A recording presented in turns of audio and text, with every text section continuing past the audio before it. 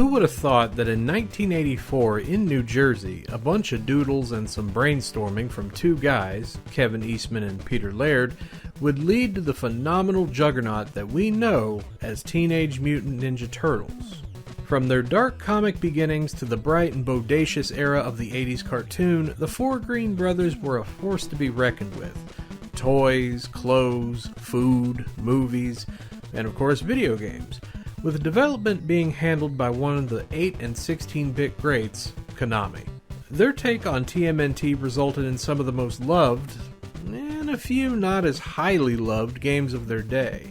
When the Turtles returned in 2003 for a new animated revival, Konami was commissioned once more to recreate the magic they once made, this time on a new generation of consoles.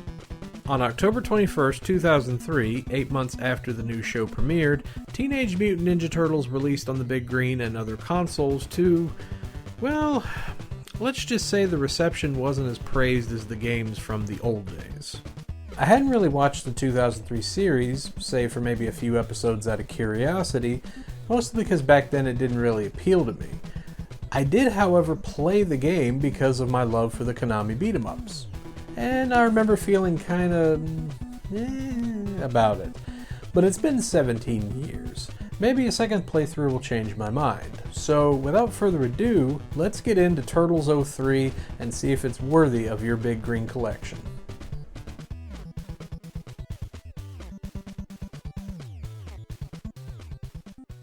Being a tie-in with the show, TMNT's plot is based on a few episodes from the show, with a few levels original to the game. After their home is destroyed by those wonderful Mousers, the four brothers and their father Splinter discover that the evil Foot Clan is behind it, and must defeat their leader Orokusaki, also known as the Shredder. Since it's mostly using plots from the show, TMNT has a pretty basic story to follow. Granted, not many Turtles games had a grandiose plot to begin with, but that's not what you play a Turtles game for. That would be for the excessive amounts of ass-kicking. Seeing as how Konami felt most comfortable with putting the boys in green in beat-em-ups, it's only fitting that the return to the series would be a beat-em-up, though this time in the third dimension. In story mode, you and a friend, if you have one available, choose which Turtles you want to play as and fight your way through 6 stages, each having about 5 to 7 areas each.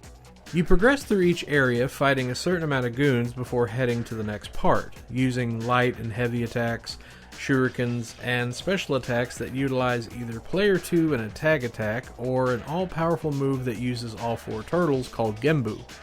There's also health pickups, extra shurikens to carry, and crystals that boost your attack, defense, or speed scattered throughout the levels, as well as collectible scrolls that unlock the obligatory artwork and images you would find in a game like this. So far, Konami has basically taken their 2D beat-em-up and gave it an extra dimension, so all should be good, right? Well, not completely.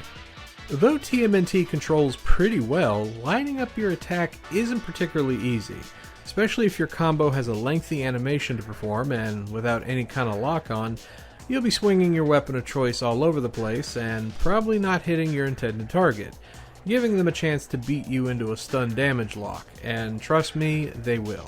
This AI is pretty damn cheap at times, with a few enemies and bosses running over to your knocked out turtle swinging away, waiting for them to get up and get knocked down again.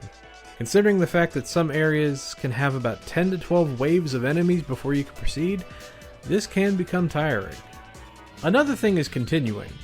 If you're a fan of hair-pulling, nonsensical difficult things in games, have I got a doozy for you.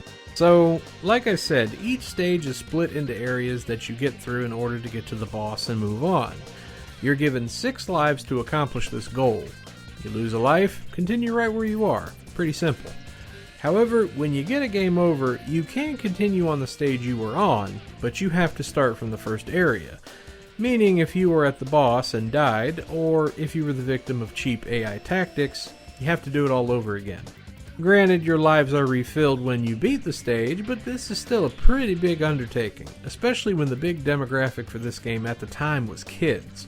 I even tried passwords that you earn that give your turtles different boosts, like for example, I chose Donatello for my run and got a defense boost. By the way, I want to give a big thank you to those who bought those action figures that had these exclusive passwords and shared them with the world. Your contribution means a lot to me. Granted, they do help a little, but they don't completely hamper the challenge. All of this isn't to say that TMNT isn't this horrible game that the critics weren't a fan of. It is the first attempt to bring the 2D Turtles games into the third dimension, and for the most part, Konami did an alright job. It just has a few rough edges, that's all. Besides the story mode, you can also play versus mode against the AI or a friend. You know, I completely forgot about it. Why is this game 2 players only? The Big Green, or hell, all consoles at the time had a way to do 4 players. Why would you make it only You know, it's really not that important. I'm getting off track. There's also a survival mode that's unlocked after you beat the game, with each turtle. Yeah, that's another thing. Each turtle in story mode has their own saved progress, so in order to not only unlock survival, but to fight the true final boss, you have to beat the game 4 times. Man, that's stupid. Considering how long this game already is, this felt a bit extreme on the padding side. Though you can unlock Splinter as a playable character in story mode, and that's pretty cool. Visually, TMNT did a pretty good job of getting the feel of the current show down, going with a cel-shaded approach, which works well for the character models, even if the fact their mouths don't move, which does make for some hilarious emoting. Meanwhile, the levels, while appearing a bit basic in some areas like the city streets, really shine once you get to the underground labs and the Foot Clan's dojo. As a nice plus, clips from the show are used as cutscenes, though you can tell which ones were made for the game specifically, as their quality suffers just a little bit. Just like their 8 and 16-bit predecessors, the music here is actually really good, with a few tunes that, what do the cool kids say today? Oh yeah. On the other side of the coin, we come to the one thing that's been joked about anytime this game is mentioned. The voice acting. Now, bear in mind, the VO isn't horrible, as it's the same actors from the show. The problem is that every time you perform any attack, your turtle will say something. Each and every time. Over and over. And it's pretty bad. Do yourself a favor, just turn down the voice volume, you'll be better off in the long run. Shell shocker! Whack attack! For the first 3D Turtles beat 'em up, the 2003 game is decent.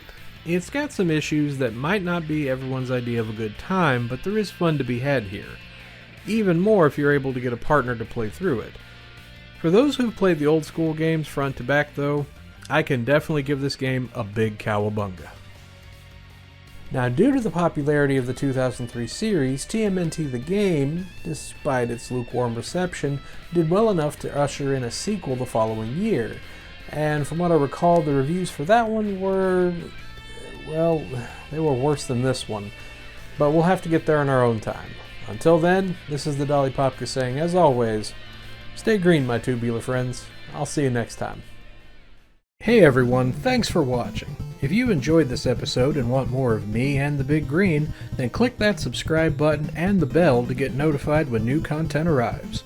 I want to say a special thank you to my patrons for helping not just the channel grow, but me as a creator. You have my forever thanks. If you're interested in the channel and would like to help it grow further, consider becoming a patron today. For the cost of a soda or an item on the dollar menu, you can help myself and the channel provide the best source of Big Green programming and more. Once again, all the thanks and love.